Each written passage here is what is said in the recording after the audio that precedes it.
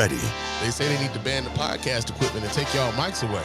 And oftentimes when I listen, shit, I agree.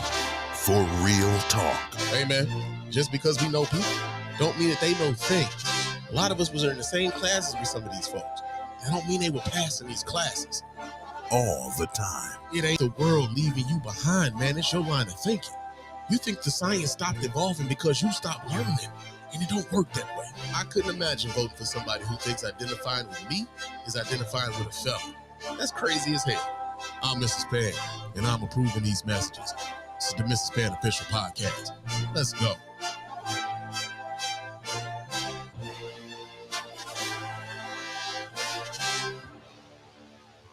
Yo, what's going on, everybody? Welcome to the Mr. Spann Official Podcast. I'm your host, Mr. Spann, and this is episode number 71 of the show. And yo, man, it's been a couple weeks since the last time I talked to y'all, man. There's been a lot of things going on with your man Spann personally, especially when it comes to work and everything else.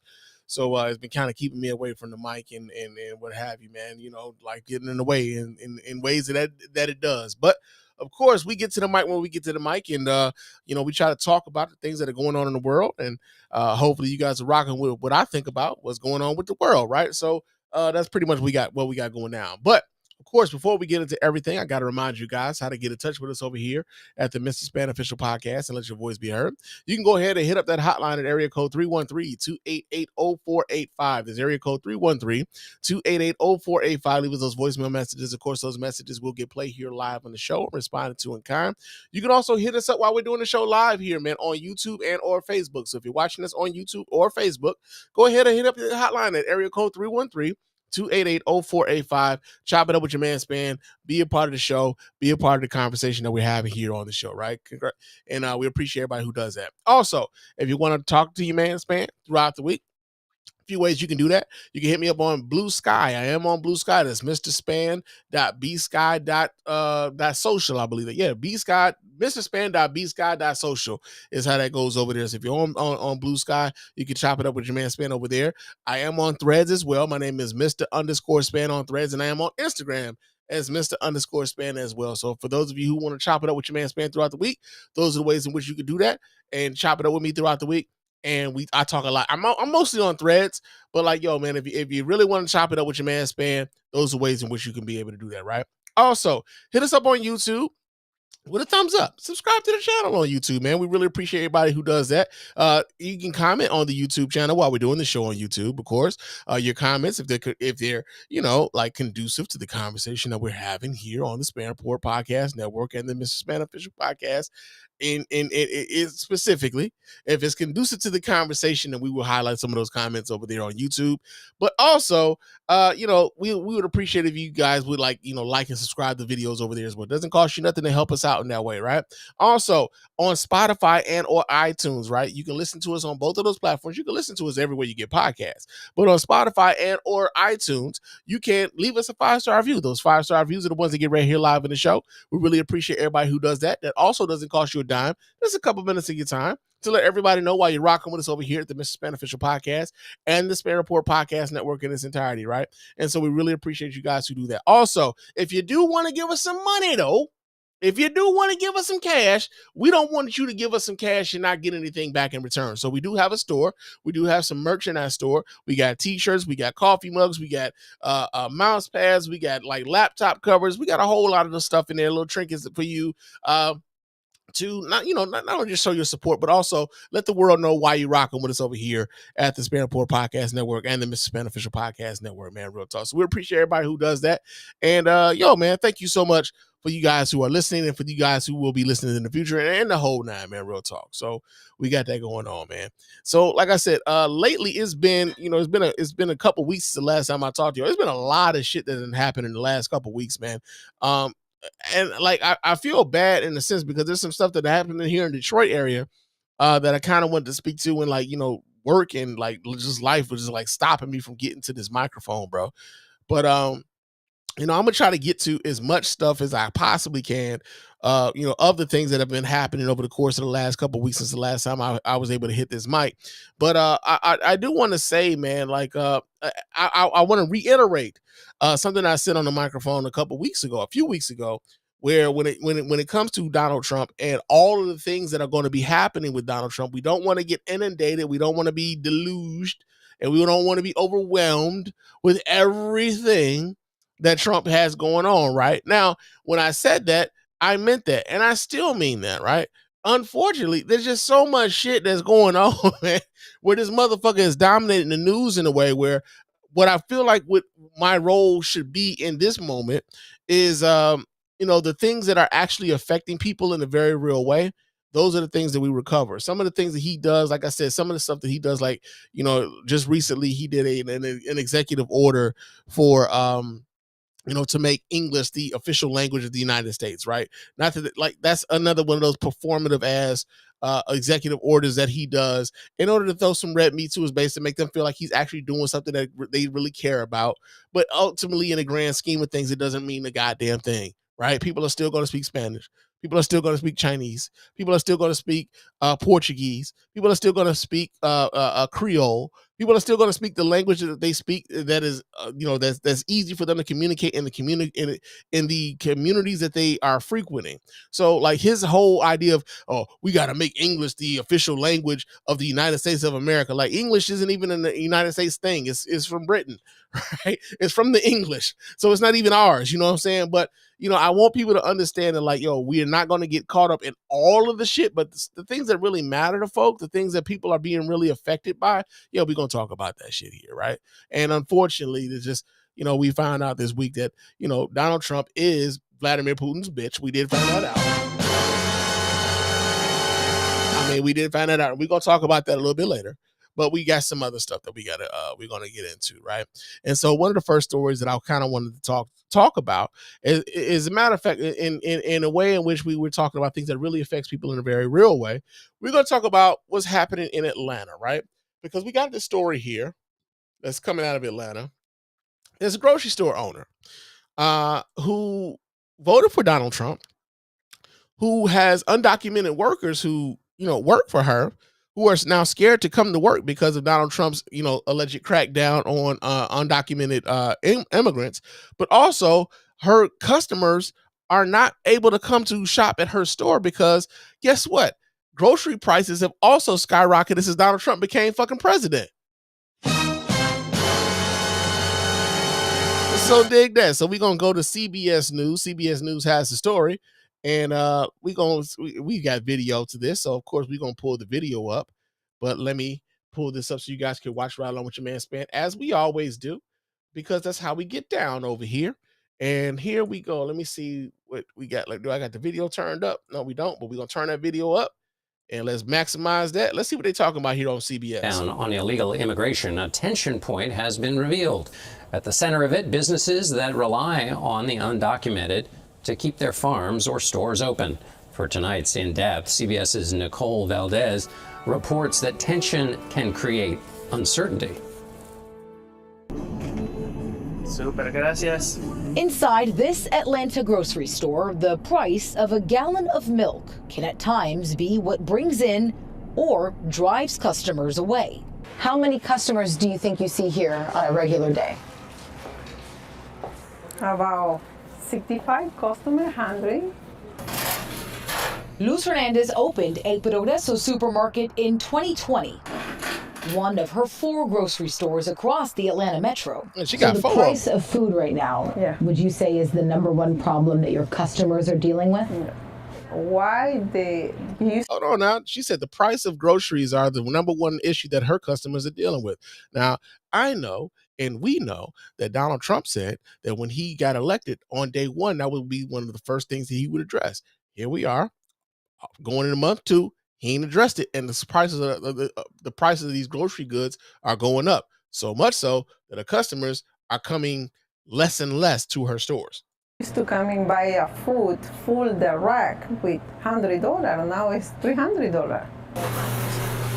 At El Progreso, essentials like milk and cheese are staples for her mainly Latino customers, and a taste of home for Hernandez, an immigrant from El Salvador. She crossed the U.S.-Mexico border in 1996 at just 16 years old. She became a citizen in 2012. Now a business owner, Hernandez says she's focused on what's ahead. You voted for President Donald Trump because of his stance on the economy. Yes, because economy is one thing and immigration is another thing. So think about what she just said right there. The economy is one thing, immigration is another thing. But for somehow, and I've been trying to wrap my head around how so many of these folks have, convinced themselves that Donald Trump meant their communities any good. Somehow, in some way, they've been able to compartmentalize in their heads some of the things that Donald Trump meant and what he was actually out here campaigning on. They've compartmentalized one thing against another, not necessarily understanding how some of these things, especially in their communities, were interconnected, right? So if Donald Trump is attacking the immigration status of the people who frequent your store the most, if he's attacking them, then although you may be voting on the economy, the people who frequent your store may be looking at, we might be on our way up out of here. We can't frequent your store. So now the economy isn't good for your store because we can't shop there, right? Those things were interconnected. And somehow, some way, a lot of these folks found themselves compartmentalizing one thing against another when those things were interconnected. And I'm still trying to wrap my head around how they got to that, but that's some of like what we are seeing right now. And you have to, like an owner, decide what is more affect right away to my customer. But more than half of Hernandez's employees are undocumented. How difficult is it for you to balance your feelings on both of these issues? If you Donald Trump say he's going to fix the economy, I don't think so. He's going to fix the economy without my customer. Again, she somehow compartmentalized one thing against the other. Donald Trump campaigned against both of those things. He campaigned against higher prices, but he also campaigned against illegal immigrants being in the United States of America, despite the fact that some of these illegal immigrants were working many of these jobs where they're getting paid less money than most Americans were willing to work for. And also, they were working those jobs in hopes of at some point getting some type of legal status. Now, here's the other part. I know her workers as it would be very interesting to listen to or like have, her workers have an interview. I'm sorry about that. But it would be very interesting to hear what her workers thought about her vote for Donald Trump, considering her vote for Donald Trump could very well be sending them, putting a target on their back to have them sent back to whatever countries that they came from. It would be very interesting to hear what they thought about that, because, one of the things that we were finding out is like one of the worst things against an immigrant is an immigrant that has somehow succeeded with their paperwork, because they're safe. But then there seems to be a bit of resentment against other immigrants who are seeking the same thing that this lady here has already been able to achieve. And so, it would be very interesting if they actually interviewed some of her employees after they found out that she voted for Donald Trump. My employee. So you don't see a world where he can fix the economy and deport many immigrants? No. How the economy is going to growing? Maybe it has to close. No customer, no business. You worry there's a chance you may lose? I cannot handle it with no employee, and I cannot handle it with no customer. Impossible. Impossible. Nicole Valdez, CBS News, Atlanta. Yeah, so essentially what she's probably done, although they didn't articulate it there, she's probably voted herself out of a business, right? She's voted herself out of a business. Now, I know the last time you guys heard me on the mic, I was very adamant. I was, still somewhat flummoxed and flabbergasted. My flabbers are still gasted, right? My flabbers are still gasted at the ways in which some of the people in the Arab American community voted, and some of the ways that the Latino American community voted in regards to Donald Trump, and then like finding themselves like shocked at some of the things he's doing. It's like, yo, were y'all not listening? Were y'all not paying attention? But then, you know, the flip side of that is we know that there has been a deluge of misinformation and disinformation, not just aimed at black folks, not just aimed at white folks, but aimed at everybody. And unfortunately, the misinformation and disinformation campaigns were effective to get people to vote against their own political interest, to where now we're seeing some levels of buyer's remorse, as so to speak, when it comes to people who voted for Donald Trump and wish that they hadn't.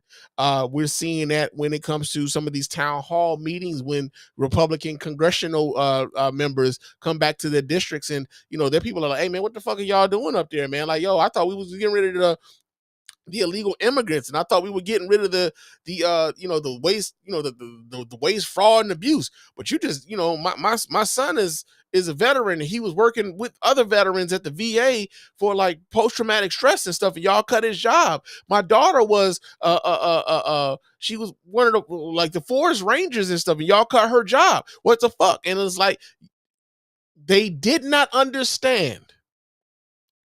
Well, you know what? I wouldn't even say that. I'm not going to even say that. I'm not going to even give that benefit of the doubt. A lot of people who voted for Donald Trump because they thought that the pain that was going to be meted out was going to be meted out on others. They didn't think the pain was going to meet them. And when the pain met them, then somehow, some way they thought, oh, this got to be a motherfucking mistake. This has got to be a mistake. He can't mean us. He mean those other folks. But ultimately, what he really did mean y'all too. Y'all just thought y'all were a part of the we when y'all were a part of the they, right? So yeah, man, you got that going on. Now, you know, there's some folks who like, yo, I don't feel sorry for this lady. Now, I'm gonna be honest, man. I can't necessarily say I feel bad for this lady either, because she made a choice. Unfortunately, her choice fucked a lot of people around her, fucked a lot of people that she, you know, probably depended on for her livelihood. She just fucked herself out of a position. Right. But also, you know, I kind of wonder what were her, you know, what were the sources where she was getting her information? What were the talking points that were like really like getting her to, and I know they said the economy was one of the things that she leaned on, but like there had to be a counterbalance to that. And if there wasn't a counterbalance to that, they really did mislead this woman into believing that she was going to be okay, despite the fact that Donald Trump, from the moment he became a political figure in 2015, was speaking very ill of her community, very ill of everyone around her community. The fact that they thought that they were different this time, I'll still never really quite understand. But we got that going on. So that was in the news. Now, another thing that we have going on in the news. So we were talking about the fact that there were so many people within the Republican Party who were looking for, who thought that they were special, right? You know, who thought that like, yo, we weren't going to be met with any of the things that Donald Trump and the administration was. Oh, wait a second. What's happening here? Remove from the scene. Yeah, I'm not trying to share anything right now, but like Republicans were seeking some sort of reprieve from, you know, the things that were happening with Doge. So Elon Musk has been out here with this made up ass government agency, you know, cutting out jobs for, you know, USAID, for I know they're attacking the IRS right now. I don't know, nobody really has like love for the IRS, but you know, those people still got a job to do, whether you like what, you know, what their job is or not. It's entirely different, but you know, they still have a job to do. You know, you got people who are losing their jobs in research labs. You got people who are losing their jobs in veteran affairs. Like, people are losing their jobs all across the United States government, and people think of government workers for somehow, some way. Here's the thing I think is very, very interesting. Republicans, for as long as I've been alive and for as long as I've been, you know, paying attention to politics and political maneuvering and everything else, for as long as I can remember, Republicans have always run on the idea that the government is broken, right? They've always run under that idea. The government is broken. One of the more famous Republican slogans was one. I believe it was Ronald Reagan who said the 15 scariest words that you could ever hear is like, I'm from the government and I'm here to help, or some shit like that. I think it may be 9 words or some shit like that. I'm from the government and I'm here to help. And Republicans have been running on the idea that government is broken and does not work for the American people for the better part of the last 40 to 50 years, man. Right? And so when they run on that idea that the government is broken, they then have to, when they do run, now they got to prove that the government is broken. Right? And so when they get elected to these positions to say that the government is broken, now they got to go in here and break some shit. Right? Now they got to go and break some shit. And so part of them saying that the government is broken, it like, you know, it becomes this mantra. And then, you know, for those who buy into the right wing spiel that the government is broken, they have now been able to like villainize the people who work for the government, right? But the thing is, everybody thinks of, when they think of government, they think of people who work in Washington, D.C. They think of the people who work in the office buildings in Washington, D.C. They don't think about the people who work at the Social Security Administration right up the block on Grand River in Detroit or something. Like, I'm not sure if that building is even there anymore, but you know what I mean. Like, they're not sure if they're talking about the VA hospital over on Grand Street or something like that. They're not sure if they're talking about the people who work in at the HUD at the HUD office downtown in their hometown. They're not even thinking about those folks. All they know is they see government workers, right? And then they also say that, like, well, these government workers are you know, they're living off the government's tit and everything else. Like, hold on, these people actually do some shit. You know what I'm saying? Like, some of your Social Security paperwork, although you may not necessarily think that they're working as efficiently or as fast as you would like for them to do. You know what I'm saying? Some people like, yo, I would like my shit processed a lot faster than it is, and it's not being processed as fast as I would like for it to be. Although that could be an issue, that doesn't mean that those folks aren't doing their fucking job, right? That means that could be, hey man, we need to, like, you know, some of these processes need to be streamlined a little bit. Doesn't necessarily mean that these folks aren't working. And, like, you know, when we think about VA, the people who work at VA hospitals, the people who work with those veterans who've been disabled, who've been harmed in conflicts that this nation has involved itself in, those people come back and they got to deal with, you know, their broken bodies, their broken limbs, their limbs that have been blown off or whatever, the PTSD that they have to deal with. And then you have people who work with those folks.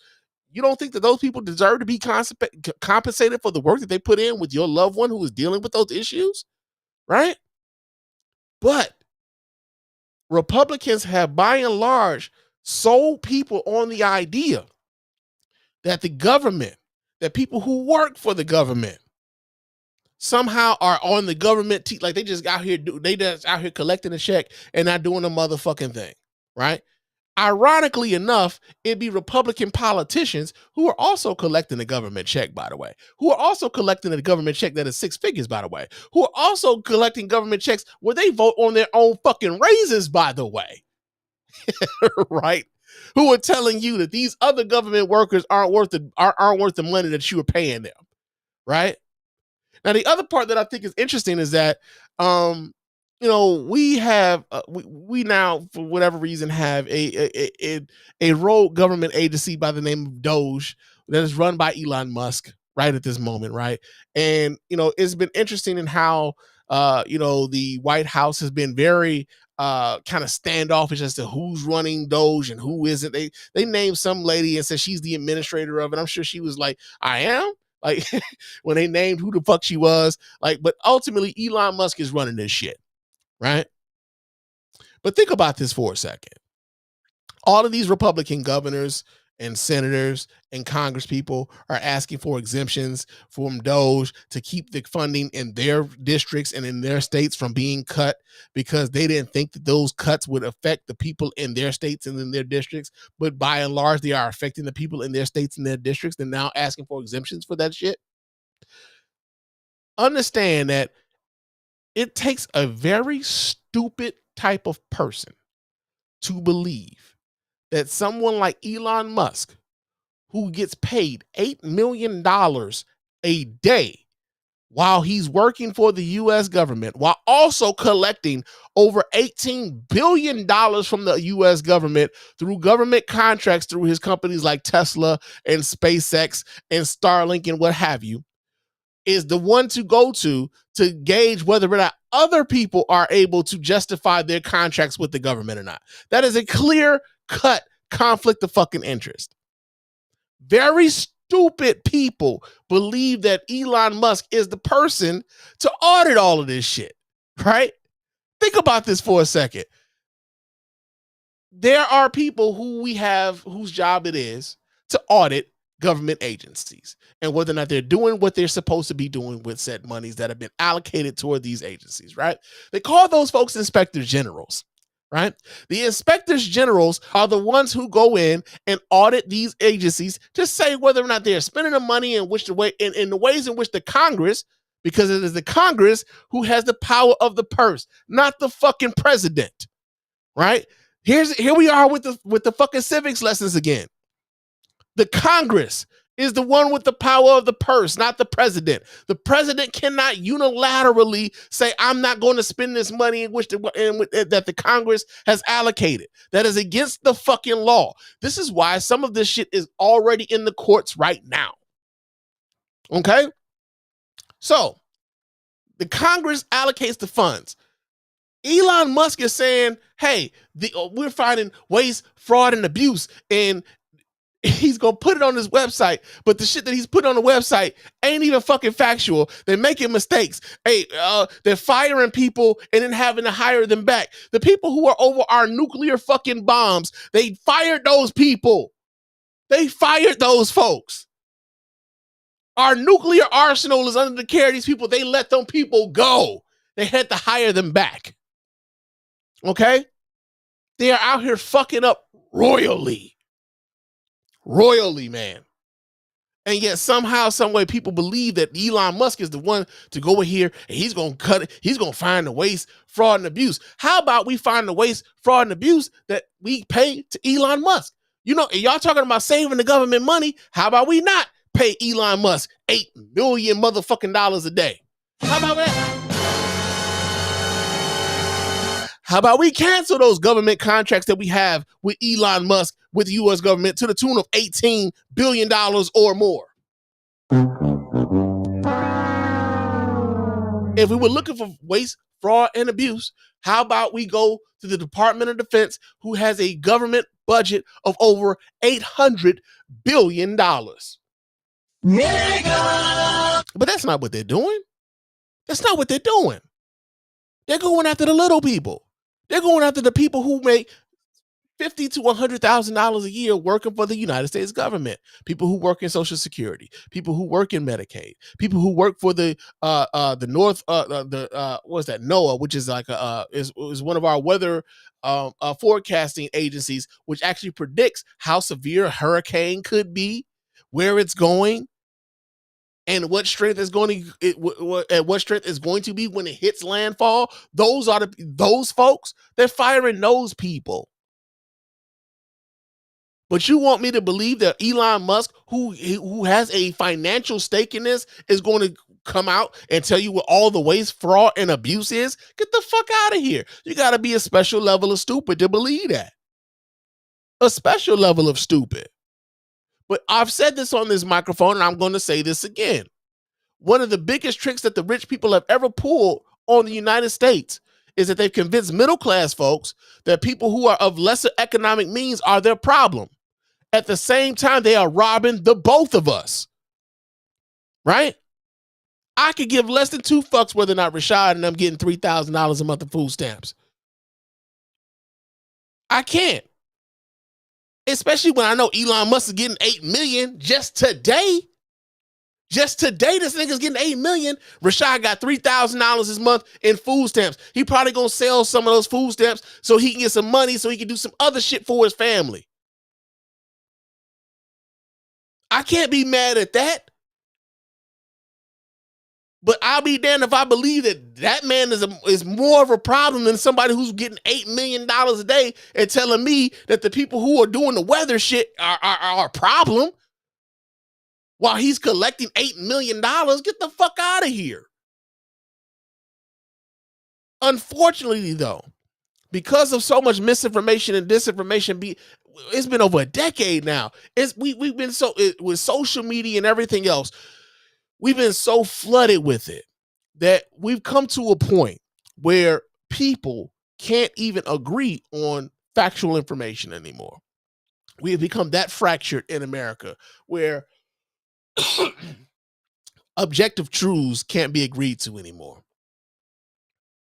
And so the fact that Republicans are out here seeking reprieve from, Donald Trump and Doge to keep funding in their districts and in their states and what have you, because they thought that these were going to be things that hurt other people, right? They didn't think this was going to be affecting them. They thought it was going to be affecting other people. So I want people to understand that even the people who are Trump supporters who have some level of regret about their vote now, they're not regretting that they're voting for Trump because of all, the only regret that they have is that, hey man, it wasn't supposed to fuck me up. I didn't mind it fucking everybody else up, but it wasn't supposed to fuck with me. That's the only regret that they have, that it's fucking with them. They still wanted everybody else to have some shit fucked up with them. Make no mistake about that. They still want everybody else fucked up. And some of them are very happy. Hey, he's doing what he's doing what I voted for him to do. I swear to God, I couldn't stand those guys. They want me to buy a motherfucking EV. I'll be damned if I buy a goddamn EV. I want my Ram 1500 diesel. I want it diesel. And I'm going to go up to fuck your boycotts and everything else. I'm going to go buy 13 gallons of diesel fuel today. Fuck your boycott. These are the type of people that you're dealing with who vote for Donald Trump, right? So yeah, man. It's just been very interesting over the course of the last few weeks, just kind of watching how, people are dealing with the policies, the actual policies that are affecting people in a very real way. It's been very interesting to watch how this has been playing out, right? So we got that going on. Now, another story that we got going on here, man, is Jaguar Wright. Of course, if you guys know who Jaguar Wright is, she's a former like singer. I believe she's like a vocal artist. She's mostly known now for being a conspiracy theorist on YouTube or whatever. But somehow, some way, Jaguar Wright found herself receiving an award at Mar-a-Lago. Yeah, man. So let me pull this story up. I'm sure I got it. Okay. So we get this story here. This comes out of The Root. And let's see what The Root is talking about. It says how Jaguar Wright became Trump's new MAGA sweetheart. Here's what we know. So it seems that Jaguar Wright is fully invested in his support for MAGA and President Donald Trump, and the love seems to go both ways. Accepting an award at the Trump Mar-a-Lago Club, the blogger was one of many individuals who were honored at the event organized by America's Future. In a post from the nonprofit organization, they wrote, "Tonight, Jaguar Wright was honored with the Defender of Freedom Award presented by General Michael Flynn in recognition of her fearless dedication to truth and justice. As a bold and unapologetic voice in the fight for transparency and accountability, Jaguar continues to shine a light where others fear to tread." Okay, is there video to this? No, there isn't video, but there is a picture of her receiving an award from Michael Flynn. Now, of course, those of us who are aware of who Michael Flynn is, Michael Flynn was one of those folks who lied to the FBI about his contacts with Russian contacts. And he had, I believe he got arrested for that shit. I forget exactly what all happened with him, but ultimately he ends up getting pardoned or whatever else. But he was convicted of some shit, man. He ain't on the up and up about anything at all. But let's see. We also get more from this article. It says, even prior to receiving the award, Wright has been open about her support of MAGA and President Trump. In a January interview, she said, "I classify myself as a believer and an avid follower of the Word of God." Oh, shit. Shit. Let me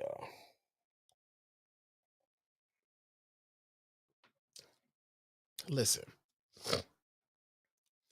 One of the things I hate is when people try to put their politics or try to make God a part of their politics, right? And the reason why I hate it is because usually when they talk about God being a part of their politics, ultimately what they're doing is they're making God as small as they are when it comes to their personal biases and the way that the world works. And I refuse to believe that God is as small as we are. And I refuse to be a God, to believe that a God that knows all would make himself that small to where he would have these sort of personal biases. And usually when people start bringing God into their political discussions, they think that God is the big joker. They put God out there and it's supposed to shut down all discussion. Whatever, man. I just hate when people do that. I hate when people do, especially considering who we know she now supports. Like, come on, bro. Think about this for a second. She said, God has spoken. For whatever reason, Trump is his guy. And guess what? They said God works in mysterious ways.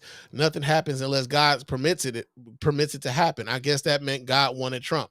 She even took a shot at Kamala Harris, saying, considering on the other side, everybody that was endorsing that candidate is an alleged freak-off attendee, I don't see how God was rocking with that. Now, here's the other part. Here's the contradictory nature of what the fuck she's saying right now. You're talking about, the people who are, the people in pop culture who were endorsing Kamala Harris were alleged freak off attendees, alluding to Puff Daddy and the freak offs and everything else and all of the things that are going on with Puff right now, right? You do know that the person that you are currently supporting has been adjudicated in court already for having sexually assaulted a woman in a department store, and he's had to pay, or he is on the hook for millions of dollars for besmirching that woman's name after that court case was concluded, right? He has I think he owes that lady over $80 million, E. Jean Carroll. He owes her over $80 million. So the fact that you are now trying to align yourself and say, well, the people who supported Kamala Harris were also people who went to these freak-offs, while at the same time aligning yourself with a civilly adjudicated sexual assaulter who is also a 34 times convicted felon as president of the United States. Get the entire fuck up out of here. I swear, you know what? Just turn your ass around, nigga. Just turn your ass around. Because that's stupid. That's stupid. But what do we expect from those who align themselves with this level of debauchery, with this level of political malfeasance, with this level of gaslighting, right? It should come with the territory. It's something that we should expect. But, it is what it is in that regard. She said, although she appears to be cool with Trump, there are plenty of other celebrities who are sworn enemies of Wright. In December, she claimed to be working with Tony Busby, the attorney representing the woman in the since dropped lawsuit against Jay-Z and P. Diddy. She's spoken publicly about both music moguls and was one of the many celebrity bloggers making insane claims about Hov and Puff for the past few months. Now, that was one of the things I didn't get a chance to talk about, was the fact that case was thrown out with prejudice, right? Didn't get a chance to talk about that. Now, interestingly enough, when it came out that case was being thrown out with prejudice, I can remember a lot of Trump supporters being very upset about that. It's like, here y'all are upset about somebody getting off sexual assault. Meanwhile, y'all are voting for someone who was convicted of sexual assault. Make the shit make sense. So now I kind of understand how she ends up here, because she's aligned herself in this way a long time ago, right? Many of the conspiracy theorists, especially in the hip-hop community, a lot of the conspiracy theorists in the hip-hop community have aligned themselves with Trump. They have. Think about the people who have aligned. DJ Academics, piece of shit nigga, aligned himself with Trump. Floyd Mayweather, piece of shit nigga, aligned himself with Trump. Kodak Black, piece of shit nigga, aligned himself with Trump. Like, Soulja Boy, piece of shit nigga, aligned himself with Trump. So, like, the piece of shit niggas have all found themselves over that way. Antonio Brown, piece of shit nigga, aligned himself with Trump. It's like all of the riff-raff type niggas have found themselves over there. They found an audience over there. So, yeah, I to be quite honest with you, man, I can't necessarily say I'm surprised, but at the same time, like, it's the hypocrisy for me. That's the thing that's like, yo, like, how do you find yourself having the room to talk about anybody in sexual assault? And this is who you line yourself up with. Like, come the fuck on. Think about that for a minute, man. Another thing that we got going on in the news, man. So there was a story about Trump and Doge and their plight to get rid of DEI and things of that nature. And one of the things that was a casualty of that were scholarships from the USDA that help pay for kids to go to HBCUs. So we get this story here. This comes out of News Channel 5 Nashville. And they actually talk about my alma mater, Tennessee State University, because my school was one of the schools affected by this rollback in scholarship. So let me pull this video up so you guys can watch right on with your man Spann. Hold on just a second while I do this here. And let's see, boom. All right, let's see what they're talking about here. As soon as it loads. My name is Dr. Stephen Park with Same Day Smile. Most important thing for me is for them to feel like I'm their friend. It's a commercial I'm on their plan. side. I don't know if y'all can hear that or not, but I hope not. Having a brand new smile. Procedure called All on Full. I hope y'all not hear. Practice. I'm gonna talk over this motherfucker until this shit keeps going though, because I don't want their commercial, getting free air on my show, and I don't get paid for these motherfuckers to air on my show, so I don't want them to get any kind of pub on my shit. I just want the story. Millions of dollars in federal money has once again been put on hold. This time, the target is a scholarship sending students to historically black colleges, and that includes Tennessee State University. Last thing they need, right? The Department of Agriculture suspended this scholarship program in what a lot of critics say is another attempt to eliminate federal funding for diversity and inclusion. News Channel 5 investigates reporter Levi Ismail is following this for us. What more have you learned about the suspension? Yeah, we've checked everywhere. We can't find any announcement by the USDA related to the suspension of this scholarship. It took a few people noticing on the website that word began to spread about millions of dollars worth of scholarships being put on hold. When you visit the 1890 National Scholars Program on the page for the USDA, it says the scholarship has, quote, been suspended pending further review. This scholarship which has been around since 1992, provides full ride scholarships for students accepted into one of the 19 land-grant historically black universities like TSU. These are institutions where they have a strong focus on agriculture and research. Students who qualified had at least a 3.0 GPA, a minimum ACT score of 21, and planned to study agriculture or science-related fields at one of these universities. Those are just essentially kids who are fucking really good at school. Right? These weren't kids who barely were making it in the school. These were kids who were pretty gifted, were some really good students, and who had earned their way into a scholarship to pay for their schooling. Right? So when they start talking about this diversity, equity, and inclusion being a thing of unqualified people being given unprecedented gifts or being given things that they didn't deserve. These were all very deserving students, very deserving kids who had already proven themselves academically to receive these scholarships, and those scholarships have been pulled back. Some of the qualifications for this program that just last year awarded $19 million worth of scholarships to 94 students. News that this scholarship could now be in jeopardy has one lawmaker out of North Carolina calling it, quote, a clear attack on an invaluable program that makes higher education accessible for everybody. President Donald Trump's administration, meanwhile, has said that they want to put an end to programs using federal money to promote diversity through scholarships because they believe this creates an unfair advantage for minority students. Nowhere in this scholarship, however, does it say it's only limited to students of a certain race, gender, or ethnicity. The latest move from the USDA is a drastic shift in policy compared to what we saw under former President Joe Biden's administration. That's when the USDA sent multiple letters to governors about all the money HBCUs had been underfunded by their states over the past 30 years. that included a letter to Governor Bill Lee telling him that TSU had been underfunded $2.1 billion. Now, I just got a statement back from the USDA in the past hour, and they said all of the more than 300 students with this scholarship will be able to complete their studies without interruption. TSU told us that they're closely monitoring the situation as well. Now, earlier this week, TSU announced plans to cut scholarships for the new incoming freshman classes by as much as $18 million. It's not clear yet what kind of an impact losing the USDA scholarship will have on enrollment moving forward, considering the deadline to apply was originally March 1st. With News Channel 5 Investigates, I'm Levi Ismail.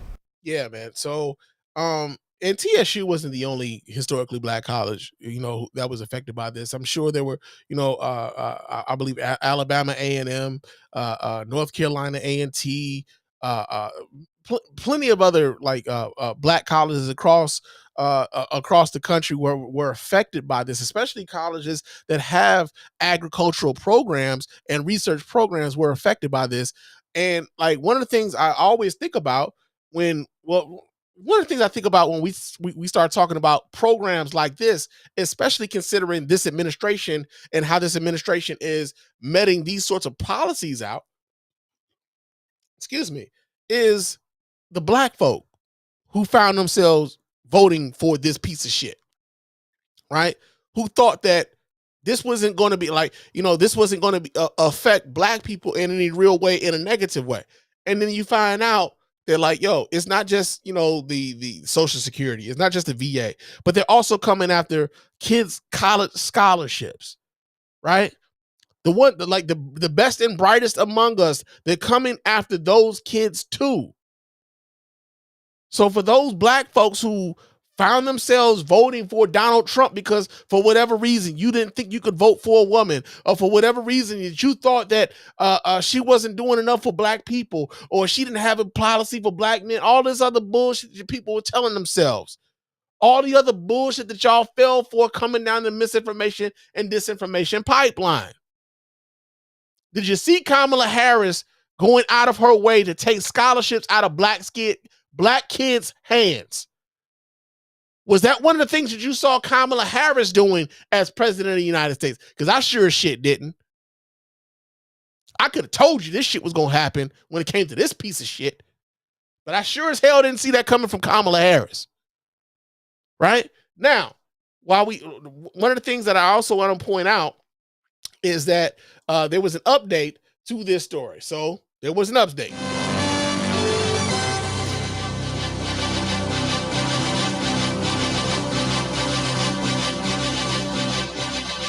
Now, the update is there was a judge order.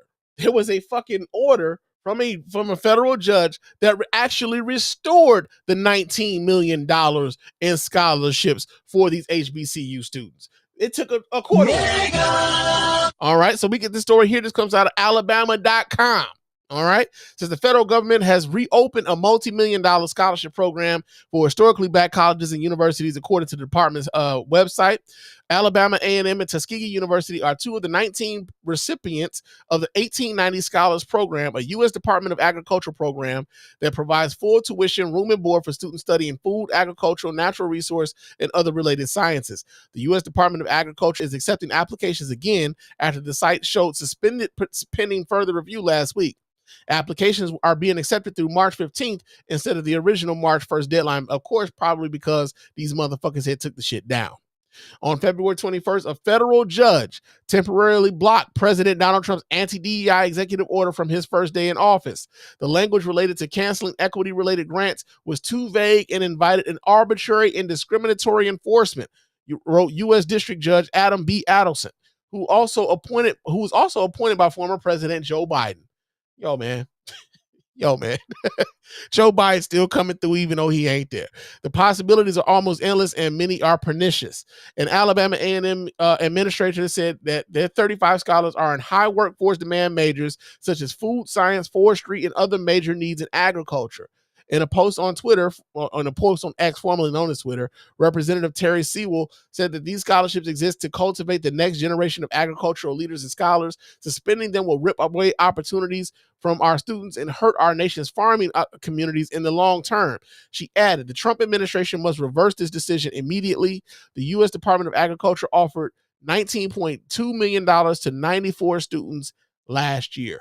So, yeah, man, part of the reason why we even get these scholarships back for these students is because there was a court order that demanded that money go back to these students. So, yeah, man, again, for those of you who, the 8% of Black women, right? Because we know 92% of the sisters voted for Kamala Harris. The 20% of you ashy niggas, right? Because we know 20% of, I won't even call you niggas brothers, but 20% of you motherfuckers voted for this orange piece of shit. This is what you were doing to your own community, taking money out of the students' hands in your own community. Y'all niggas, like this is what y'all voted for. This is what y'all voted for. And this is the shit that affects people in a very real way.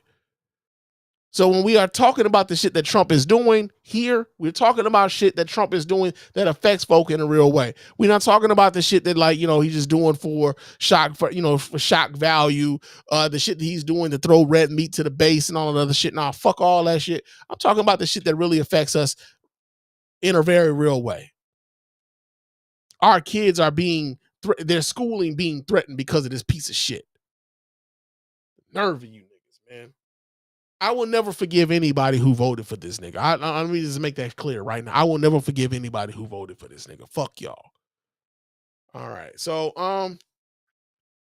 another story that we got here, man, that I think is very interesting, is that there's a case coming upon the Supreme Court where there's a woman who said that she was discriminated against because she is straight.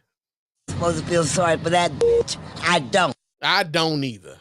Straight up. Because in what fucking world is anybody being discriminated against in America because they're straight? But someone is actually trying to argue this in front of the Supreme Court. So let me see if I can pull this story up. I'm sure I got it. I'm sure I have it. Where is it? Here we go. Didn't have a picture on it. Is this her attorney? Hold on a second. Let me hold on. And they want me to take off my damn ad blocker. God damn it. I don't be wanting to turn my ad blocker off, man. Shit. All right, let me do this here. Let me turn the ad blocker off and let you niggas show me some ads. But we get the story here. This comes out of Reuters. And let's see. Okay, so this is her lawyer. She got a Black lawyer. Let me pull this picture up so you guys can see right along with me here, because he's her counsel as she sues for reverse discrimination. So I'm assuming that my man's here must also be somewhat of a bigot against the LGBTQ community. But that's her lawyer there, right there, my man on the right. And this lady here, her name is Marlene Ames. All right. So we get this story of Marlene Ames. Like I said, this comes out of Reuters. And it says that the Supreme Court justices appeared to lean on Wednesday toward making it easier for people from majority backgrounds, such as white or straight people, to pursue workplace discrimination claims, as they heard an appeal by an Ohio woman who claims that she was denied a promotion and demoted because she is heterosexual. And to be honest, that's the dumbest thing I've ever heard in my life. No wonder you get D's and everything. The justices heard arguments in a case in which the plaintiff, Marlene Ames, has asked them to revive her civil rights lawyer against her lawsuit against her employer, Ohio's Department of Youth Services, after the lower court sided with the state. The justices, liberal and conservative alike, seem poised to throw out a ruling against Ames by the Cincinnati-based 6th U.S. Circuit Court of Appeals and direct lower courts to reconsider the matter. Ames, who is 60, has argued that she was discriminated against in violation of a landmark anti-federal discrimination law. Ames said that she had a gay supervisor in 2019 when she was passed over for a promotion in favor of a gay woman and demoted in favor of a gay man, both of whom she asserted were less qualified than her. Ames sued in 2020 seeking monetary damages. Now, the question I guess we would have is, can she prove that those folks were less qualified than her for the position?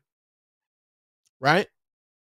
Because this is the thing that, unfortunately, we've seen white people do all the time, especially considering the attacks on diversity, equity, and inclusion, where they assert that anybody who got a position that wasn't them, that are of any minority group, got that job or that position because of their status as a minority person.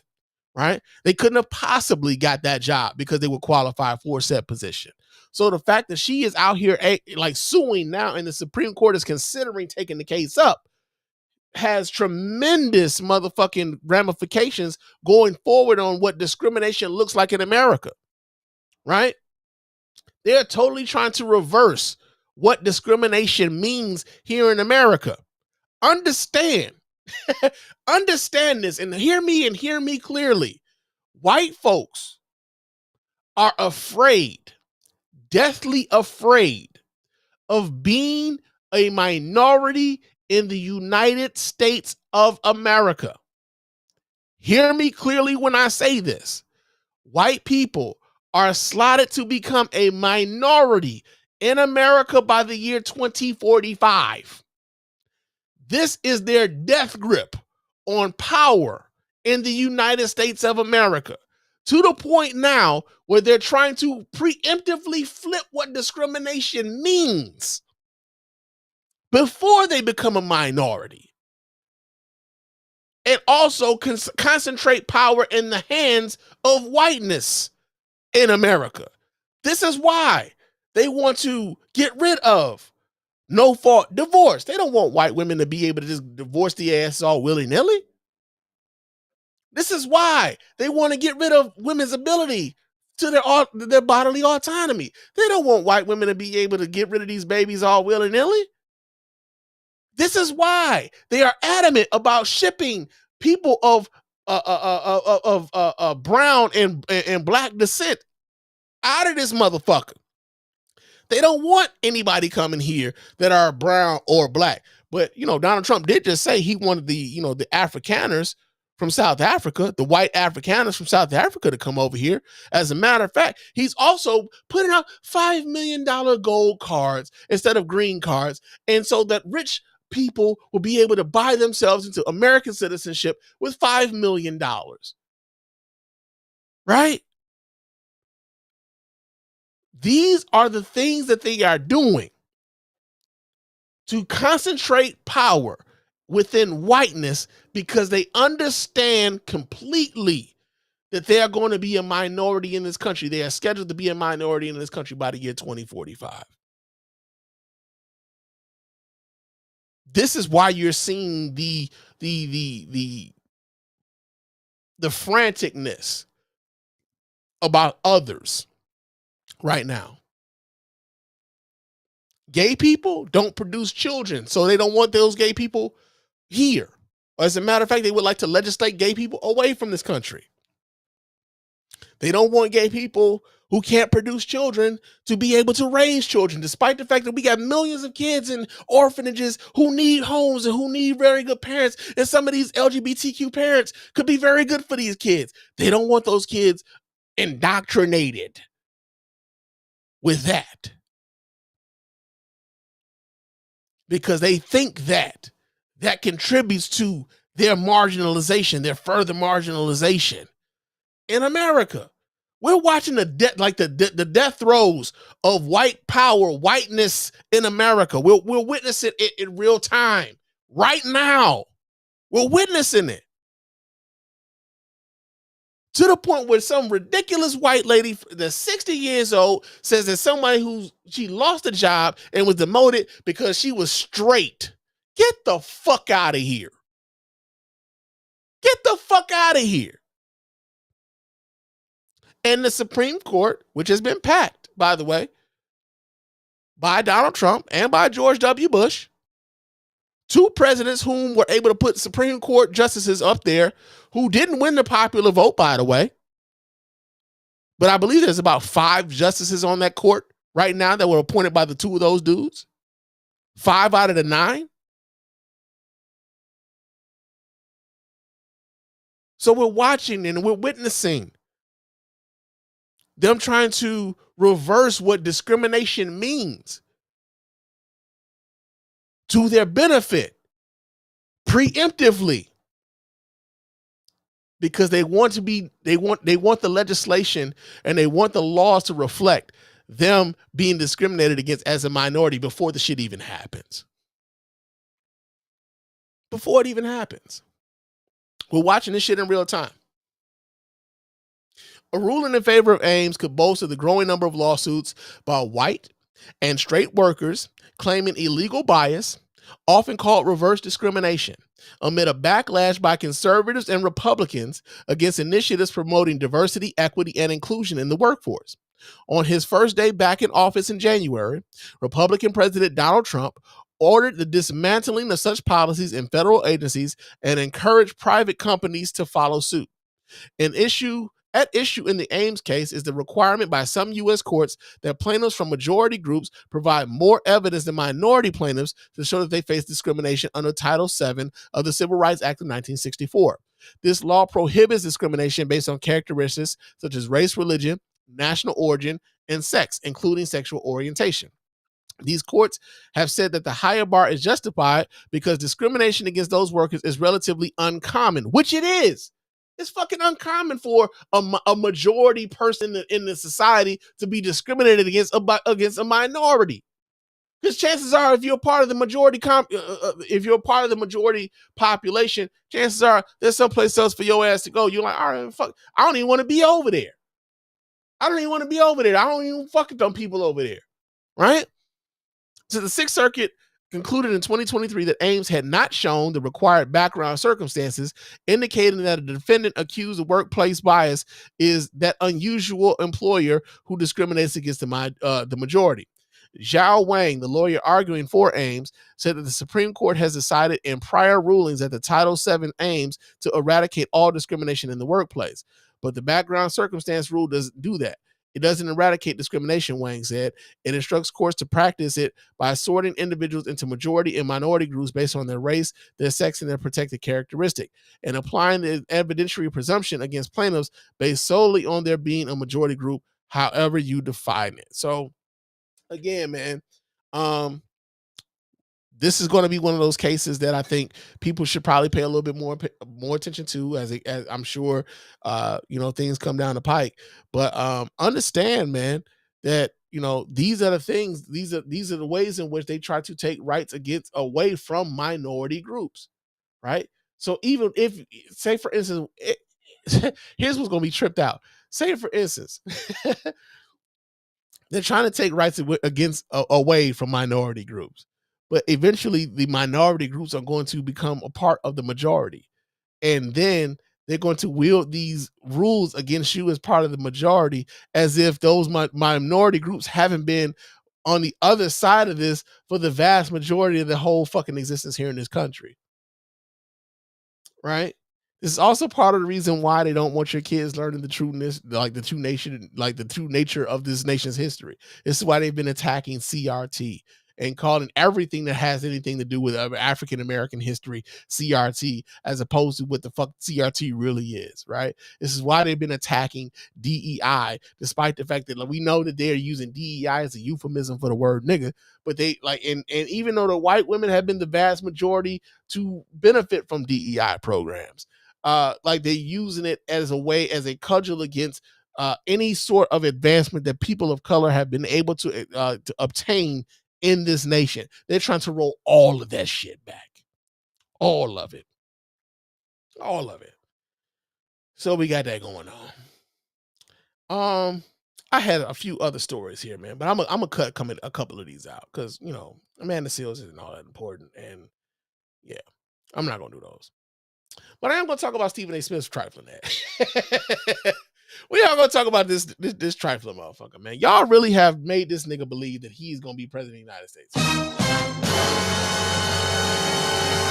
And I know I'm probably like contributing to the madness by even talking about this shit tonight. I get it. I understand it, you know. But y'all know, especially if y'all been listening to me the last few weeks, I've been giving Stephen A. Smith the business because I believe that this nigga is he's one of the more disingenuous people in sports, not only just sports media, but in media today.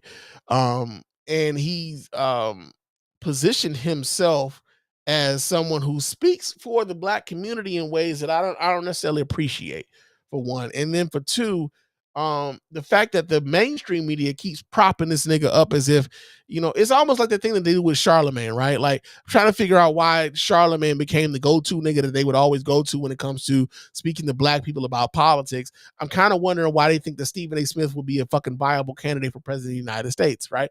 But it's getting to a point where this nigga is actually believing his own goddamn hype. Nigga! And so we're gonna pull this video up and let's see. He's on here on Fox News talking with Sean Hannity. So I'm gonna pull this video up so you guys can watch right along with your man Spann. Hold on a second while I do this here.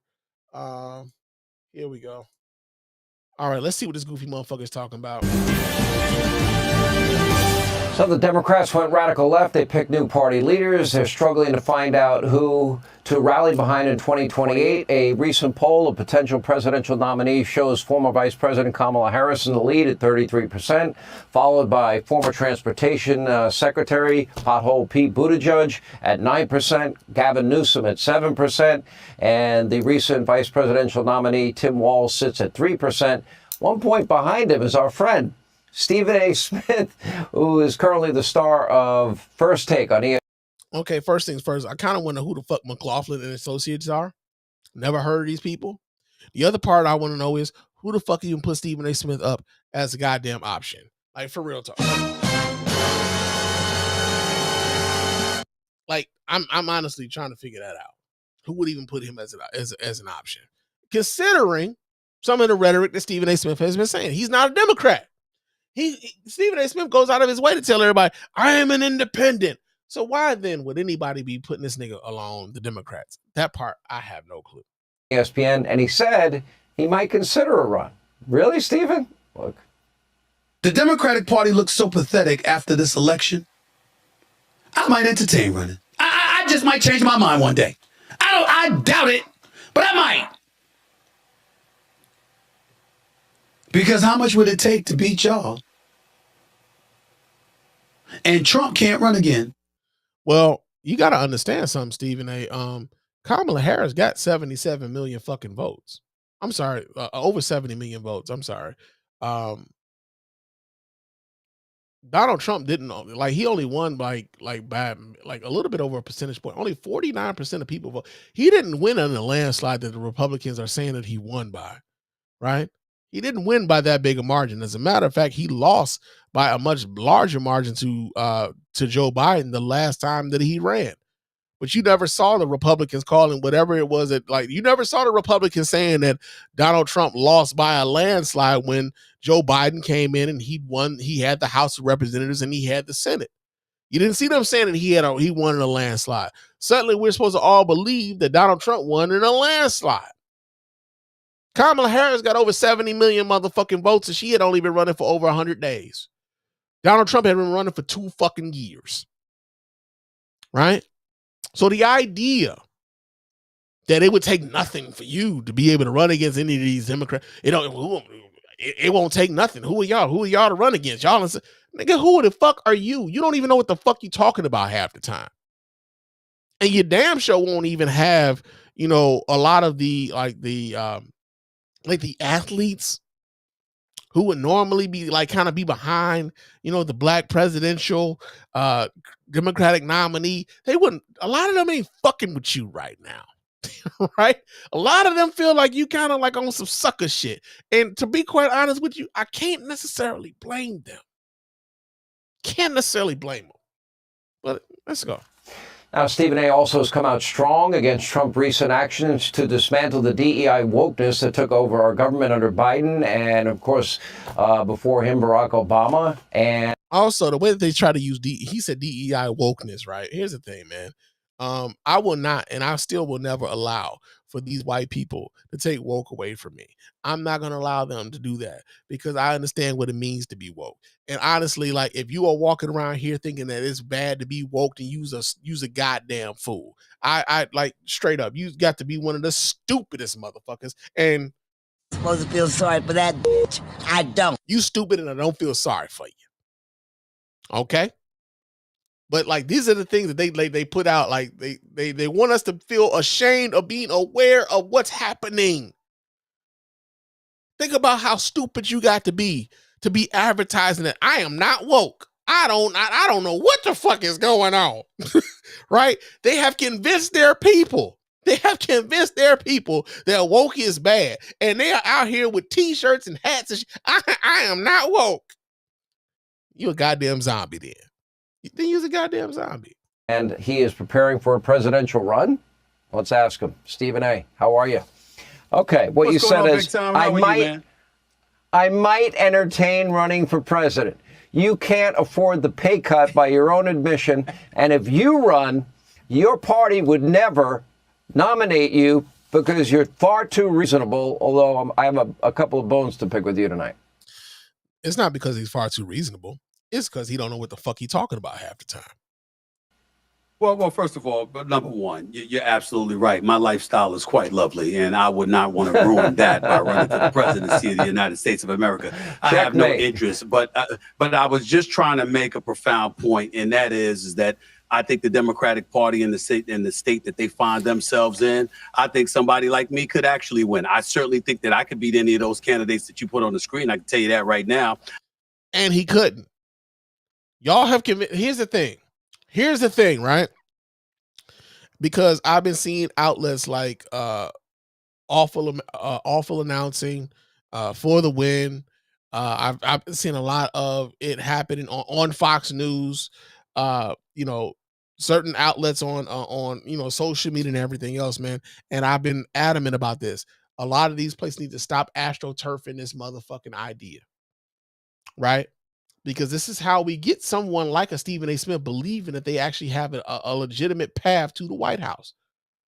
If we continuously present this as a viable option, that this is something that people are really seriously thinking about. We're 3 years out from the next presidential election. They are trying to see this.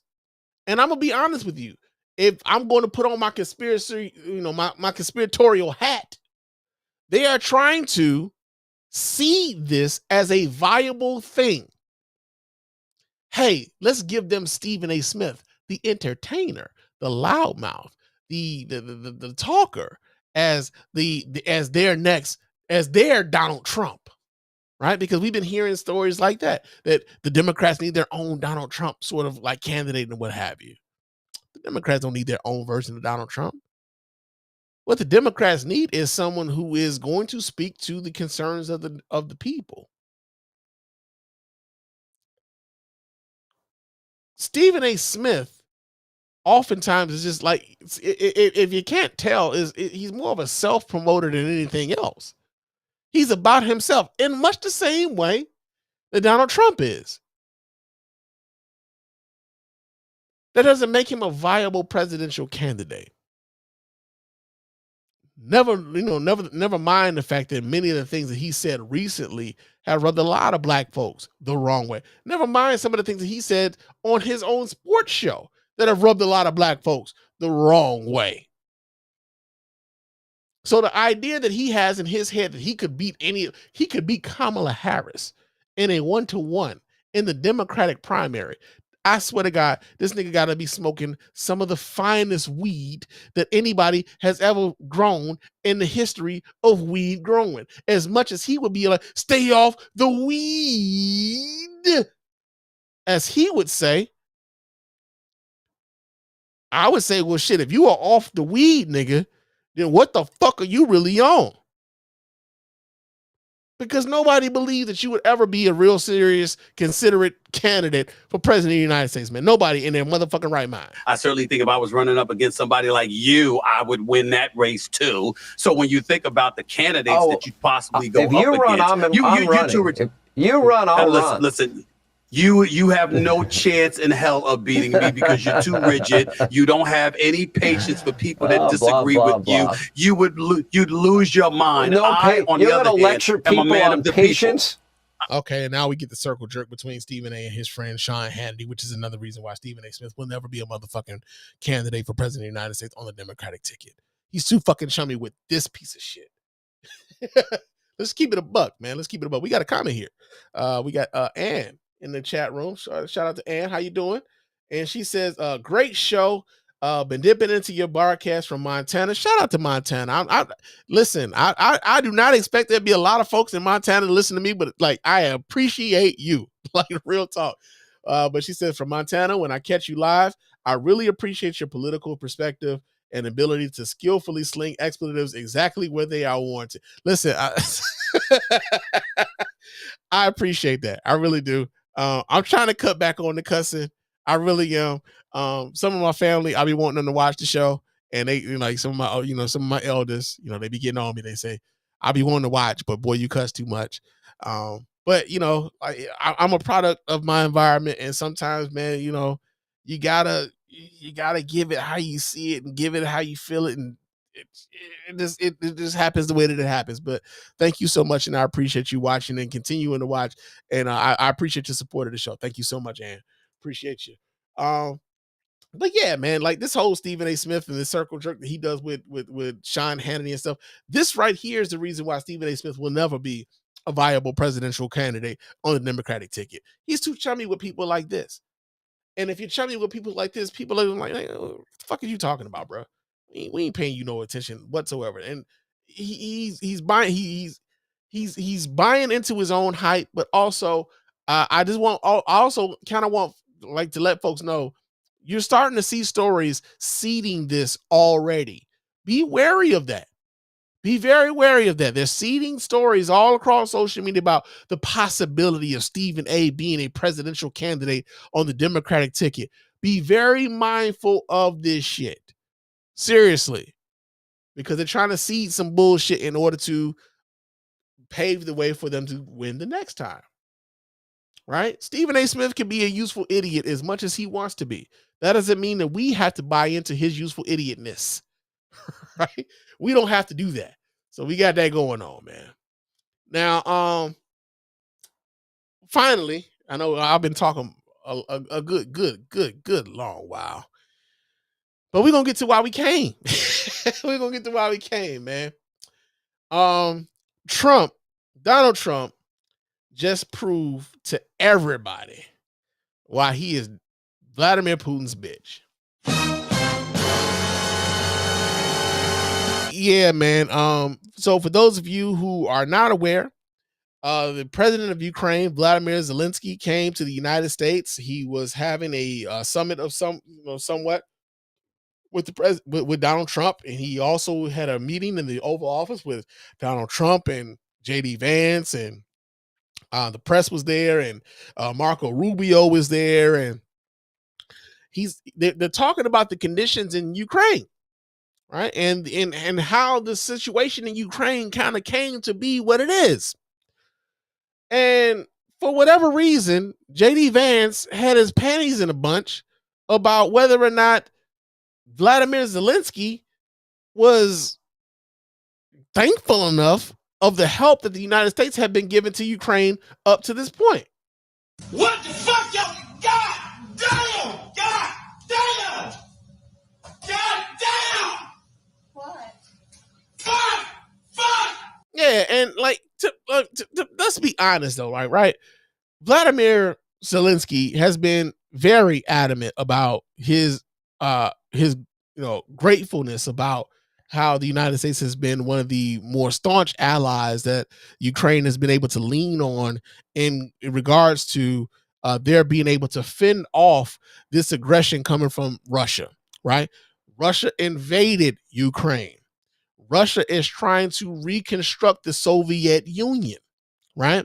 Russia sees Ukraine as a part of the Soviet Union. They do not respect Ukrainian sovereignty.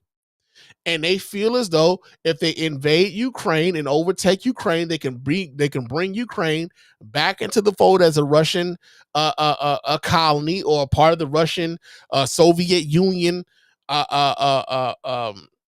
apparatus. And then Ukraine loses its sovereignty, no longer becomes a country that stands on its own, right? Donald Trump and J.D. Vance, in this meeting with Vladimir Zelensky, more than anything, just showed all of us just how much of a bitch Donald Trump is and just how much whose bitch Donald Trump is.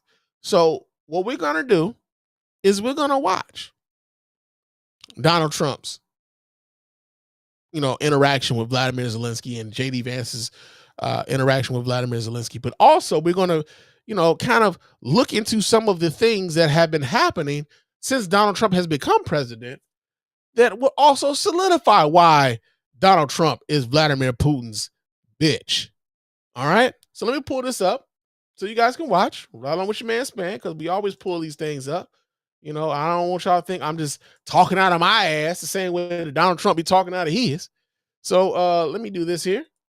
And let's watch as Vladimir Zelensky has to, unfortunately, be subjected to some bullshit by an empty suit, and an empty suit who likes to fuck couches.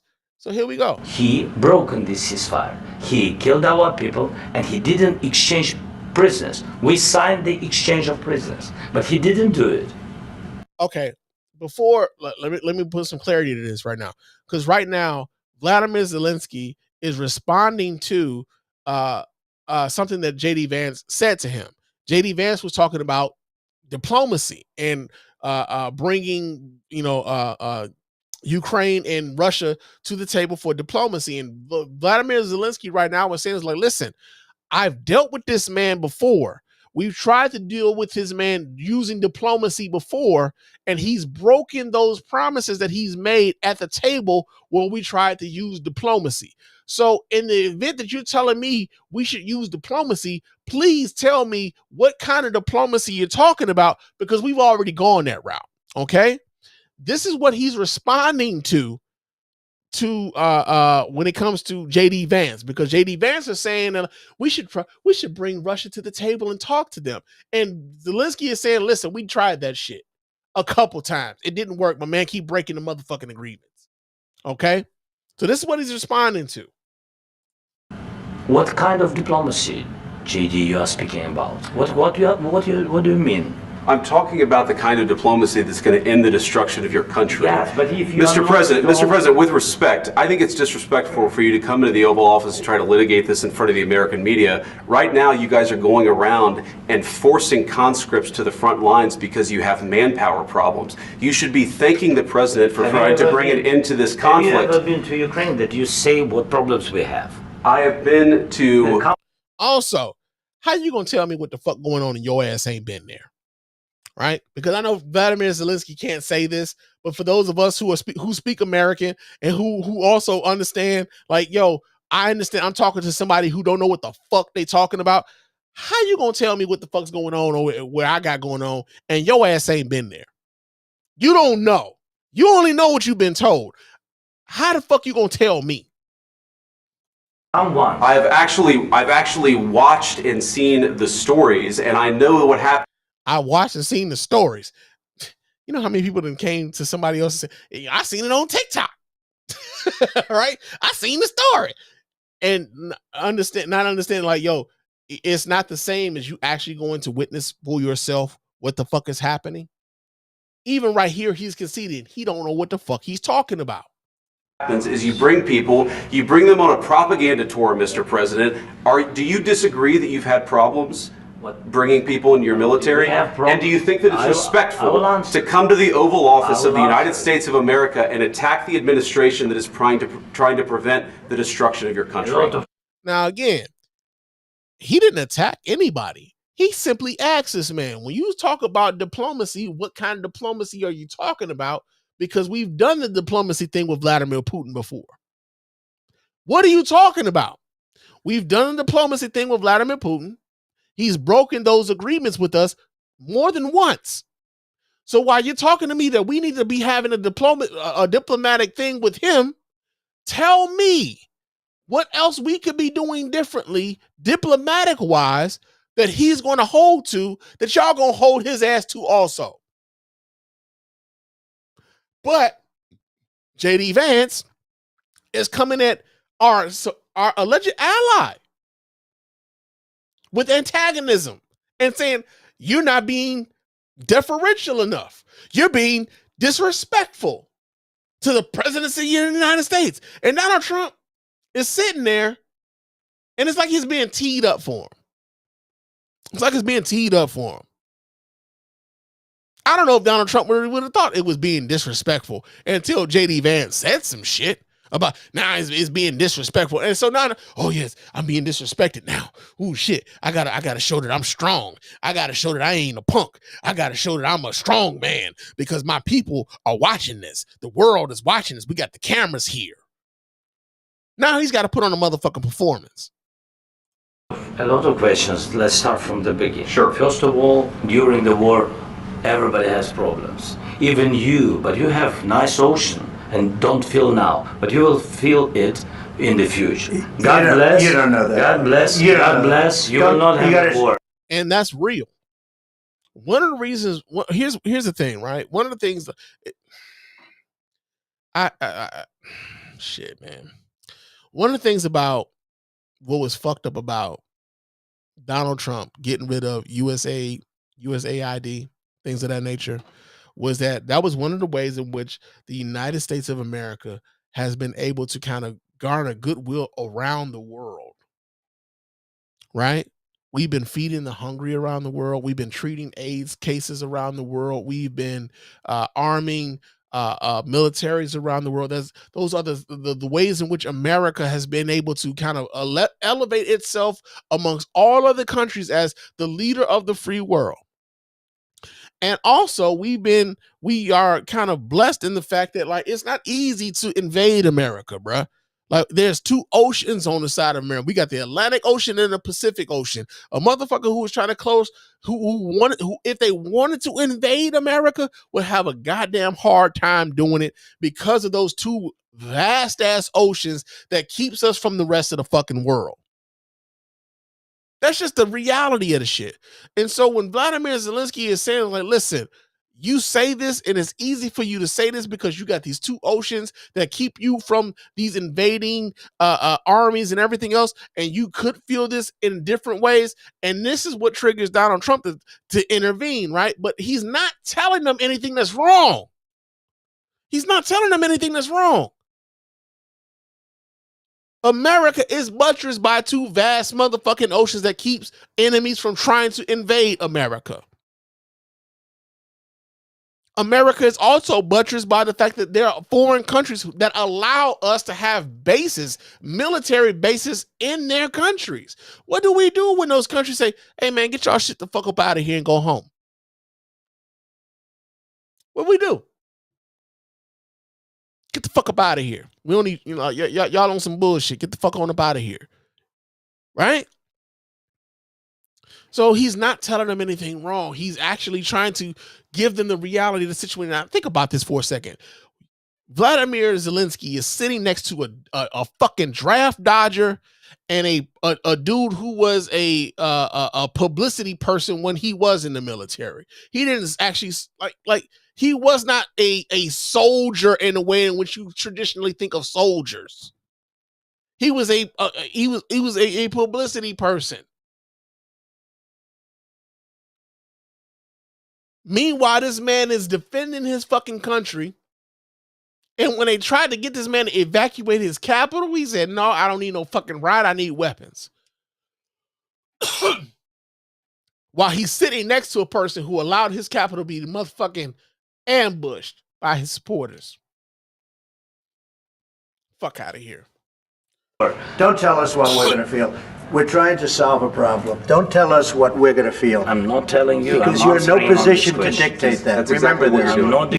And he's very cool right now. I'm not telling you what to feel. I'm saying I'm answering this man's question. You trying to get amped up right now on some shit that you shouldn't even be getting amped up right now. Y'all the ones who are in the wrong. I'm not. Y'all talking shit. I ain't. You're in no position to dictate what we're going to feel. We're going to feel very good. You will feel influence. We're going to feel very good and very strong. You will feel influence. You're right now not in a very good position. You've allowed yourself to be in a very bad position, and he happens to be right about it. From the very beginning of the war. You're not in a good position. You don't have the cards right. Now think about this also. Donald Trump was one of the things that led Donald Trump to his very first impeachment was the fact that he tried to extort this very man right here. He tried to extort Vladimir Zelensky. He tried to get Vladimir Zelensky to come up with a phony investigation into Joe Biden because he knew that Joe Biden was his most viable opponent for president of the United States. And he leaned on Vladimir Zelensky to try to get that man to come up with a sham investigation against Joe Biden in order to have dirt on Joe Biden to run against him in the 2020 election. Right? The fact that Donald Trump is in the presidency again is still like, I can't believe you niggas did this shit. Like, I can't believe America did this shit again. Like, and thought this was a good motherfucking idea, especially considering what we experienced with COVID and all and that whole shit. I can't believe America thought this was what we had to go back to. I will never forgive you niggas for this shit. Straight up. But understand that Vladimir Zelensky, he tried to extort this man before. He's trying to extort him now. He was trying to extort that man before for an investigation against Joe Biden. Now he's trying to extort that man for his minerals. Give us your minerals and we will protect you against Vladimir Putin.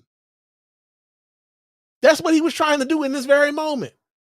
While also in public, very publicly admonishing this man, because again, Trump is Putin's bitch. Trump is Putin's bitch. He's going to prove it. He's going to prove it here. Watch. Now, with us, you start having cards. Right now, you don't. You're playing cards. You're playing cards. You're gambling with the lives of millions of people. You're gambling with World War III. You're gambling with World War III.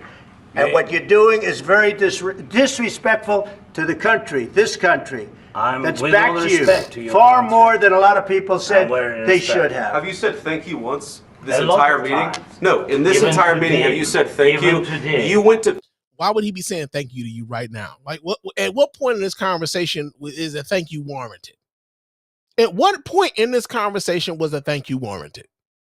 Have you said thank you? And then, you know, of course, you can go on mainstream media. You can go on YouTube. You can see the tens of times that Vladimir Zelensky has said thank you to the American people for their support of the Ukrainian effort, their support of the Ukrainian people, and how many times he's expressed his gratitude towards Americans for their support.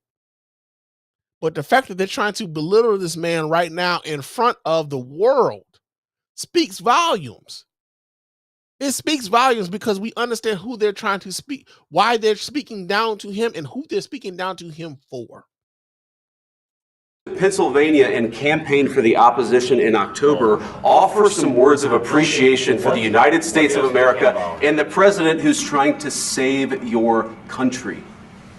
Please, you think that if you will speak very loudly about the war, you can... He's not speaking loudly. He's not speaking loudly. Your country's in big trouble. Can I answer? Wait a minute. No. You've done a lot of talking. And that's the thing. He's like, yo, can I answer this man's question? Like, you interrupted me right now. I'm trying to answer this man's question. They are attacking this man. And this is like, like, what are y'all doing? What are y'all doing? It can be more transparent.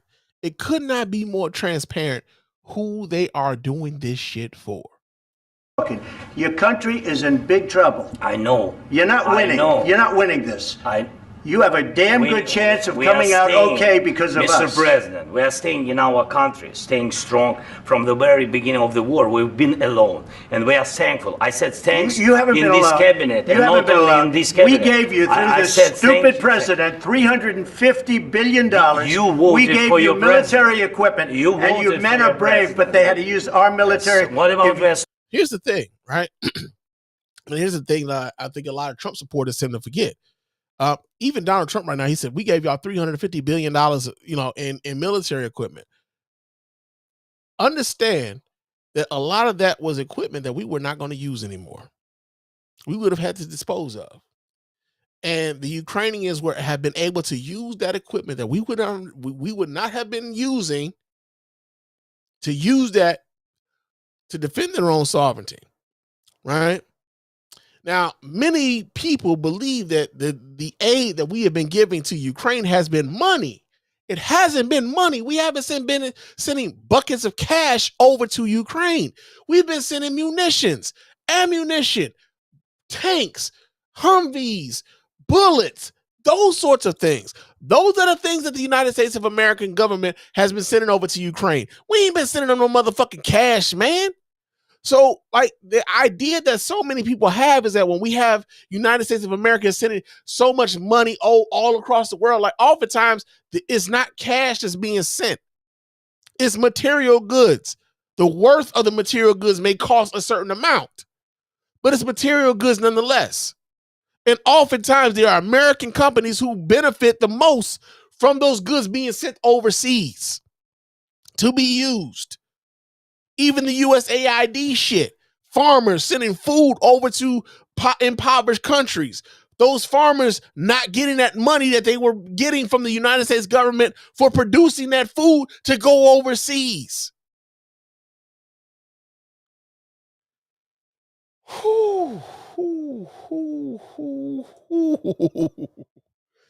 Yikes. If you didn't have our military equipment, this war would have been over in 2 weeks. In 3 days, I heard it from Putin. In 3 days. Yeah, because Putin said that same shit. In 2 weeks, of course he has. It's going to be a very... Yeah, because Putin said that same shit. Putin was out here like, yeah, we gonna take their shit over in 3 days. Here go Donald Trump. If it wasn't for us, they'd have took over your shit in 2. It's been 3 years, G. It's been 3 years. It's been 3 years. Very hard thing to do business like this. Again, I tell you. Just say thank you. Said a lot of accept that there are disagreements, and let's go litigate those disagreements rather than trying to fight it out in the American media when you're wrong.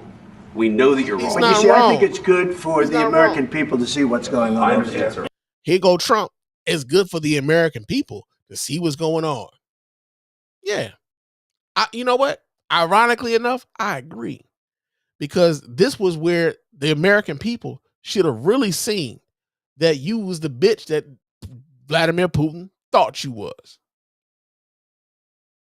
That Vladimir Putin dog walks your bitch ass. You are his bitch. I think it's very important. That's why I kept this going so long.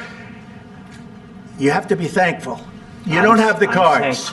You're buried there. Your people are dying. You're running low on soldiers. Listen, you're running low on soldiers. It would be a damn good thing. And then you tell us, I don't want a ceasefire. I don't want a ceasefire. I want to go and I want this. Look, if you could get a ceasefire right now, I tell you, you take it so the bullets stop flying and your men stop getting killed. Of course, we want to stop the war. But you're saying you don't want a ceasefire? But I said to you, I want a ceasefire. With guarantees. Because you'll get a ceasefire faster than an agreement. Ask our people about ceasefire, what they think. That wasn't with me. That wasn't with me. That was with a guy named Biden who was not a smart person. That was with Obama. It was your president. Excuse me. That was with Obama, who gave you sheets, and I gave you javelins. Yes. I gave you the javelins to take out all those tanks. Obama gave you sheets. In fact, the statement is Obama gave sheets and Trump gave javelins. You got to be more thankful, because let me tell you, you don't have. Again, Donald Trump tried to extort this man. And that's what led to Donald Trump's first motherfucking impeachment. He tried to extort this man to have a fake phony investigation into Joe Biden. That's what led to his first fucking impeachment. It wasn't because he was sending the shit. He tried to get like, hey, I will send you this stuff if you do this for me. Right? Now, Joe Biden had been president for the last 4 years. And Joe Biden has been providing the Ukrainians with the weaponry that they need to defend themselves. Meanwhile, Trump been president 30 days. He's talking about, I gave you some javelins.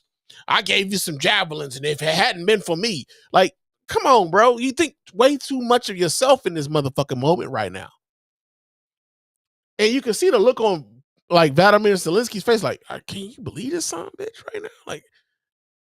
Like, can you believe this bitch? Like, the look is all over his face right now. Look at this man's face. Look at this man's face. Look at this. Somebody come and look at this. Look at this. Like, listen to this son of a bitch. The cards. With us, you have the cards. But without us, you don't have any cards. One more question to Mr. Vice President. I'm sorry. It's going to be a tough deal to make. Because the attitudes have to change. What if Russia breaks ceasefire? What if Russia breaks peace talks? What do you do then? Okay, so the question I was asked is, what if Russia breaks the ceasefire? Right? What if Russia breaks the ceasefire? Which goes to what Vladimir Zelensky had been talking about with J.D. Vance. You talking about diplomacy. We've had diplomacy with Vladimir Putin. He's broken those agreements. So what type of diplomacy are you talking about? And so the next question that came from the press pool is, what if Vladimir Putin breaks the ceasefire? This is what Donald Trump had to say about that. I understand that it's a heated conversation right now. What are you saying? She's asking, what if Russia breaks the ceasefire? What if anything? What if a bomb drops on your head right now? Okay? What if they broke it? I don't know. Why is he so sassy about that question? Why is he so animated about that question? Zelensky has already said we've already had diplomatic agreements with this motherfucker. He's broken them.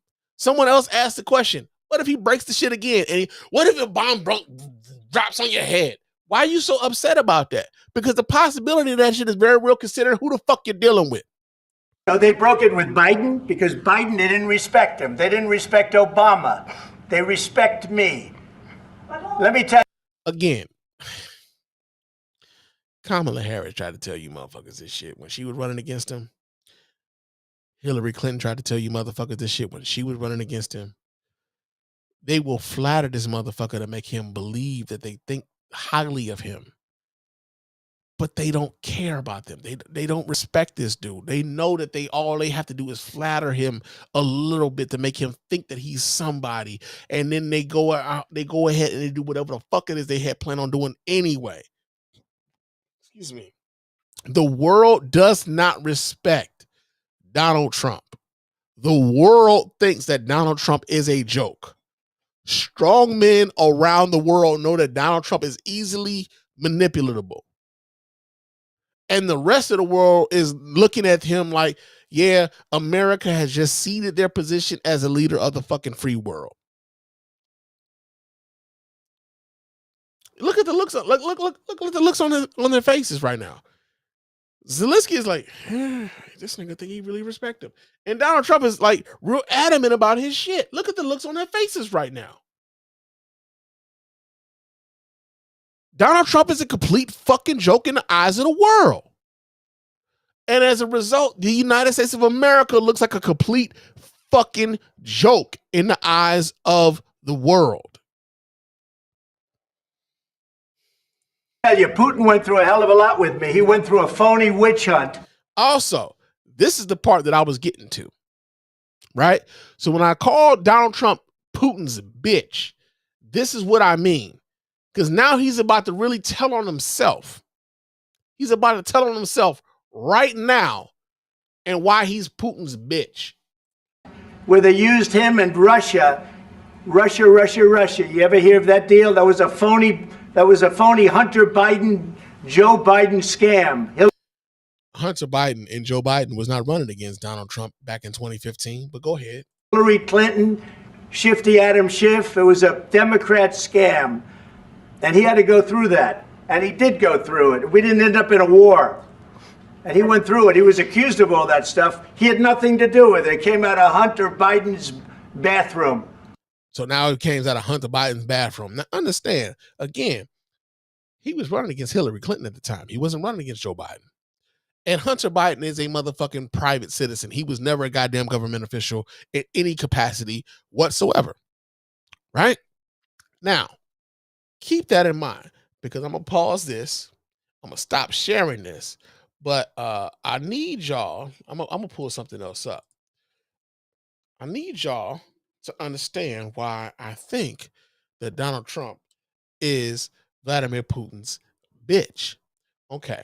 So, one of the reasons why I think that Donald Trump is Vladimir Putin's bitch is the fact that Donald Trump, for whatever reason, we're gonna do this here. I'm gonna pull. Let me do this. One of the things, Donald Trump, for whatever reason, instructed his newly appointed Attorney General to get rid of the FBI's effort to combat foreign influence in U.S. politics. Now, understand, back in 2015, 2016, one of the biggest things that we had going on in America was the fact that there were foreign entities meddling in the United States election, mainly Russia, right? Fucking around with influence campaigns, with Facebook, with Instagram, with Twitter, with YouTube, with Cambridge Analytica. We had entities foreign that were fucking with our elections, mainly Russia, and like our intelligence apparatus had them dead to rights, right? Our newly appointed Attorney General under Donald Trump, Pam Bondi, ends the FBI effort to combat foreign influence in U.S. politics. Now, why the fuck would they do that? Why would they do that? Who does that serve? Right? So we get the story here. This comes out of NBC News. It says, in a little notice directive on her first day in office, Attorney General Pam Bondi ordered a halt to a years-old federal law enforcement effort to combat secret influence campaigns by China, Russia, and other adversaries that try to curry favor and sow chaos in American politics. Buried in the fourth page of one of 14 policy memos Bondi issued Wednesday, the order disbands the FBI's Foreign Intelligence Task Force and pares back enforcement of the Foreign Agents Registration Act, despite years of warning by U.S. intelligence agencies that foreign malign influence operations involving disinformation were a growing and dangerous threat. To free resources to address more pressing priorities and end risks to further weaponization and abuses of prosecutorial discretion, the Foreign Influence Task Force shall be disbanded, the order states. It also states that criminal charges for violating the Foreign Agents Registration Act, which requires people to register when lobbying on behalf of a foreign nation, shall be limited to instances of alleged conduct similar to more traditional espionage by foreign government actors. The order adds that the DOJ prosecutors instead shall focus on civil enforcement, regulatory initiatives, and public guidance. Who the fuck does that serve, bro? Who the fuck does that serve? I'm sure the Russians are like happy about that type of shit, though, right? I'm sure they're happy about that type of shit. But that's not it. That's not it at all. We get another story, man. Let me pull this down. But there's another one. So not only does Pam Bondi end that, but also, okay, come on, load up, pocket down. I got a lot of shit going on here. We get another story here. This comes out of The Hill. As The Hill, I think this is also talking about the same thing, but I'm gonna pull this up because The Hill is actually a right-wing leaning publication. So I'm gonna pull this up so you guys can watch right along with your man Spann. Let me do this here. Let me remove that from that scene, and I'm gonna do this here. And here we go. We get this from The Hill. And the Hill said the DOJ disbands Foreign Influence Task Force unit tasked with seizing Russian oligarchs' assets, right? So let me do this here. Says that Attorney General Pam Bondi disbanded a Biden-era initiative targeting Russian oligarchs, as well as another designed to combat foreign influence. Why would we want people in the DOJ to not combat foreign influence? Make that shit make sense. Task Force Klepto Capture was created in the wake of Russia's invasion of Ukraine, coordinated a global effort to seize yachts and what President Biden referred to ill-begotten gains of Russian oligarchs. Bondi also disbanded the Foreign Influence Task Force, an initiative created under the first Trump administration. That's what's even more fucked up. This shit was initiated by the first Trump administration. That's what's even more fucked up. The task force was designed to battle growing foreign malign influence efforts seeking to flood U.S. elections with disinformation.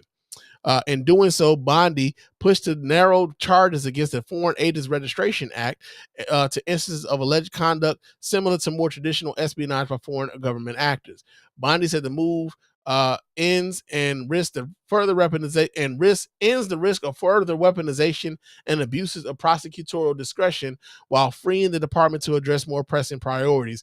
Combined, the two directives represent a scaling back of Justice Department efforts to target Russian interference. So, understand that when Donald Trump finds himself in the Oval Office and J.D. Vance finds himself in the Oval Office calling themselves scolding Vladimir Zelensky and claiming that he isn't thankful enough and he isn't deferential enough, that he isn't groveling enough and in their presence for what America has done for him and his country, when we know that he has been thankful, when we know that he has been in many ways effusive in his thankfulness and what America has done for an ally. When we see them operating in this way, and then we see Donald Trump go out of his fucking way to say, well, me and Putin went through a lot of shit together. They tried to get me with the Russia thing, despite the fact that he didn't actually disclaim, he couldn't prove that to not be true. Despite the fact that you got elected again, that doesn't mean that what happened didn't fucking happen. That's another thing that Donald Trump and the people who fuck with him tend to think that what we're gonna do is we're going to attack reality. And the thing that you thought you saw, you didn't really see what you thought you saw. Right?